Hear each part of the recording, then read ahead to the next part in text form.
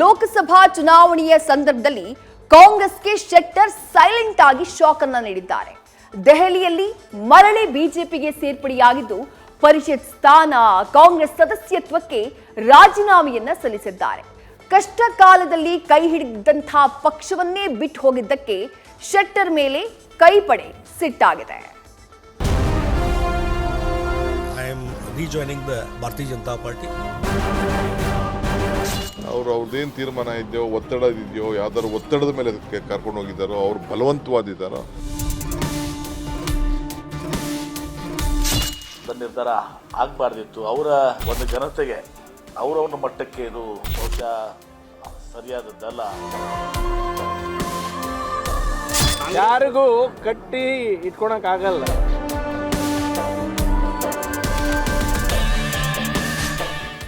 ಲೋಕಸಭೆ ಚುನಾವಣೆ ಹತ್ತಿರದಲ್ಲೇ ರಾಜ್ಯ ರಾಜಕೀಯದಲ್ಲಿ ದೊಡ್ಡ ಬೆಳವಣಿಗೆ ನಡೆದಿದೆ. ವಿಧಾನಸಭೆ ಚುನಾವಣೆ ವೇಳೆ ಟಿಕೆಟ್ ಸಿಗದಿದ್ದಕ್ಕೆ ಬಿಜೆಪಿ ಮೇಲೆ ಮುನಿಸಿಕೊಂಡು ಕೈ ಹಿಡಿದಿದ್ದ ಮಾಜಿ ಸಿಎಂ ಶೆಟ್ಟರ್ ಇದೀಗ ಮರಳಿ ಗೂಡು ಸೇರಿದ್ದಾರೆ. ದೆಹಲಿಯಲ್ಲಿ ಬಿಜೆಪಿ ಸೇರ್ಪಡೆಗೂ ಮುನ್ನ ಕಾಂಗ್ರೆಸ್ನ ಪ್ರಾಥಮಿಕ ಸದಸ್ಯತ್ವಕ್ಕೆ ಮತ್ತು ಪರಿಷತ್ ಸದಸ್ಯತ್ವ ಸ್ಥಾನಕ್ಕೆ ರಾಜೀನಾಮೆ ರವಾನಿಸಿದ್ದಾರೆ.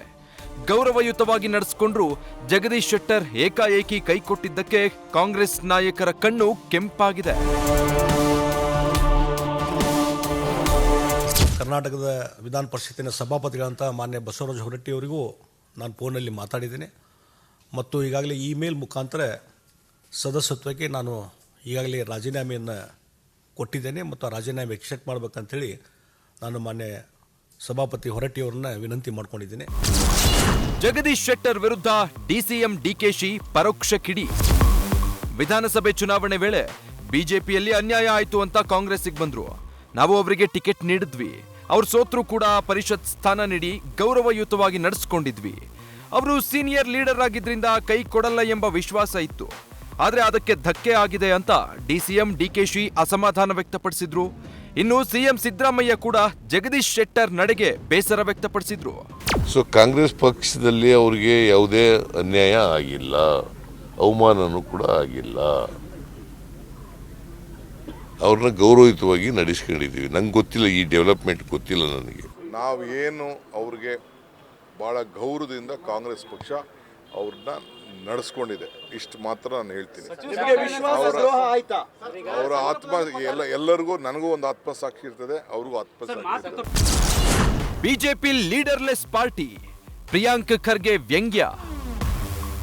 ಕಾಂಗ್ರೆಸ್ಗೆ ಕೈಕೊಟ್ಟ ಜಗದೀಶ್ ಶೆಟ್ಟರ್ ವಿರುದ್ಧ ಸಚಿವರಾದ ಪ್ರಿಯಾಂಕ್ ಖರ್ಗೆ, ಎಂಬಿ ಪಾಟೀಲ್ ಕೂಡ ಕಿಡಿಕಾರಿದ್ದಾರೆ. ಅವರಿಗೆ ಯಾವ ಒತ್ತಡ, ಏನು ಆಮಿಷ ಒಡ್ಡಿದ್ದಾರೋ ಗೊತ್ತಿಲ್ಲ. ಆದರೆ ರಾಜೀನಾಮೆ ವಿಷಯ ತಿಳಿದು ಬಹಳ ಆಶ್ಚರ್ಯ ಆಯಿತು ಎಂದು ಎಂಬಿ ಪಾಟೀಲ್ ಅಸಮಾಧಾನ ವ್ಯಕ್ತಪಡಿಸಿದ್ದಾರೆ. ಇನ್ನು ಸಚಿವ ಪ್ರಿಯಾಂಕ್ ಖರ್ಗೆ ಬಿಜೆಪಿಯಲ್ಲಿ ನಾಯಕತ್ವದ ಕೊರತೆ ಇದೆ ಎಂದು ವ್ಯಂಗ್ಯ ಮಾಡಿದ್ದಾರೆ.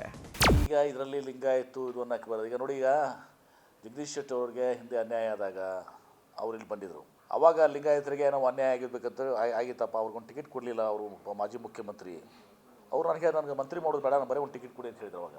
ಮತ್ತು ಈಗ ಇಲ್ಲಿ ಬಂದು ಹೋದ್ಮೇಲೆ ಒಮ್ಮಿಂದೊಮ್ಮೆ ಈ ರೀತಿ ಹೋದ್ಮೇಲೆ ಲಿಂಗಾಯತರೇನು ಇವರ ತಗೊಳ್ಳೋಂಥ ನಿರ್ಧಾರಕ್ಕೆ, ಇವರ ವೈಯಕ್ತಿಕ ನಿರ್ಧಾರಗಳಿಗೆ ಲಿಂಗಾಯತರು ಒಪ್ಕೊಳ್ಬೇಕಂತ ನೀವು ಭಾವಿಸಿದ್ರೆ ಇನ್ನು ಯಾರ್ಯಾರು ಬಿಟ್ಟು ಹೋಗ್ತಾರೆ, ಯಾರ್ಯಾರು ಬರ್ತಾರೆ, ನಾ ಹೇಳತ್ತೀನಲ್ಲ, ಸ್ವಲ್ಪ ಹೊತ್ತು ಕಾರಿ. ಬಿಜೆಪಿನೂ ಖಾಲಿ ಆಗ್ತದೆ, JDS ಖಾಲಿ ಆಗ್ತದೆ. ಈಗ ಬರೋರು ಬರ್ತಾರೆ, ಹೋಗೋರು ಹೋಗ್ತಾರೆ. ಹಂಗಂತ ನಮ್ಮ ಪಕ್ಷ ಮುಳುಗೋಗಿದೆಯಾ? 100 ವರ್ಷದಿಂದ ನಡ್ಸ್ಕೊಂಡು ಬಂದಿಲ್ಲ, ಇನ್ನೂ 100 ವರ್ಷನೂ ನಡ್ಸ್ಕೊಂಡು ಹೋಗ್ತೀವಿ.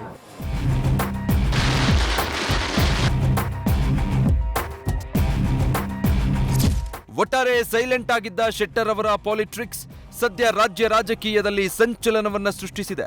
ವಿಧಾನಸಭೆ ಚುನಾವಣೆಯಲ್ಲಿ ಶೆಟ್ಟರ್ ಕಾಂಗ್ರೆಸ್ಗೆ ಬಂದಿದ್ರೆ ಲಿಂಗಾಯತ ಮತಗಳು ಕೈವಶವಾಗಿದ್ವು. ಆದ್ರೀಗ ಶೆಟ್ಟರ್ ಸೈಲೆಂಟ್ ಶಾಕ್ ನೀಡಿದ್ರಿಂದ ಕಾಂಗ್ರೆಸ್ ನಾಯಕರು ಕೂಡ ಫುಲ್ ಅಲರ್ಟ್ ಆಗಿದ್ದಾರೆ. ಕಾಂಗ್ರೆಸ್ ಪಾರ್ಟಿಗೆ ಜಾಯಿನ್ ಆದಂಥ ಸಂದರ್ಭದಲ್ಲಿ ಒಳ್ಳೆ ರೀತಿಯಿಂದ ನಡ್ಕೊಂಡಿದ್ದಾರೆ.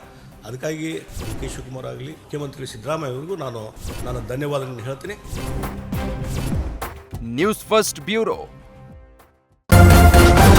ನ್ಯೂಸ್ ಫಸ್ಟ್ ನಿರ್ಭೀತಿಯಿಂದ ನಿಮ್ಮ ಪರವಾಗಿ.